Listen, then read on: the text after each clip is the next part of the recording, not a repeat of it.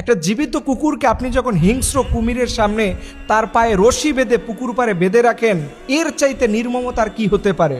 আমি ভিডিওতে দেখলাম যে কুকুরটা বারবার মানুষের দিকে তাকিয়ে রয়েছে, ফ্যাল ফ্যাল করে, যে কেউ আমাকে একজন হয়তো সাহায্য করবে।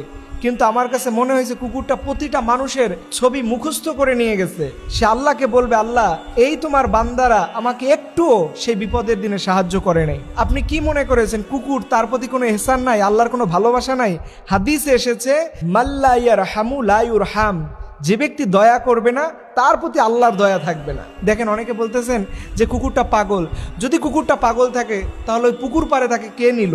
এবং যখন কুমিরটা আসতেছিল, কেউ তো চাইলে একটা ইটের টুকরা, একটা পানির বোতল মেরে যাতে করে কুমিরটা অন্যদিকে চলে যায়, এতটুকু সেফ তো করতে পারতো। কিন্তু আশরাফুল মাখলুকাত, মানুষ সৃষ্টির সেরা জীব, তারা কেউ এই কুকুরটার প্রতি ন্যূনতম ইহসান করে নাই।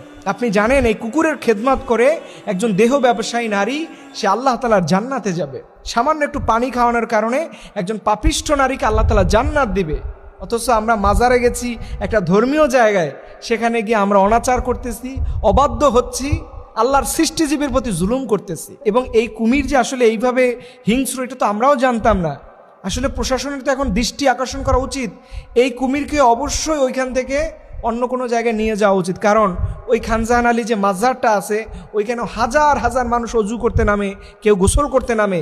এই সময় যদি কোনো মানুষকে ধরে নিয়ে যায়, অনাকাঙ্ক্ষিতভাবে কোনো অ্যাক্সিডেন্ট হতেও পারে, তখন হয়তো আমাদের প্রশাসনের ঘুম ভাঙবে। কুকুর তো, তাই কোনো মায়া নাই। এর জন্য আমি আপনাদেরকে অনুরোধ করে বলি, পৃথিবীর সৃষ্টিজীবের প্রতি দয়া ধরেন, আল্লাহ তাআলা আপনার উপরে দয়া ধরবে। আজকে কুকুরটার নির্মমতা দেখে আমরা সবাই কষ্ট পাচ্ছি। দেখলাম অনেক মানুষ খুব কঠিনভাবে দুঃখ প্রকাশ করতেছে।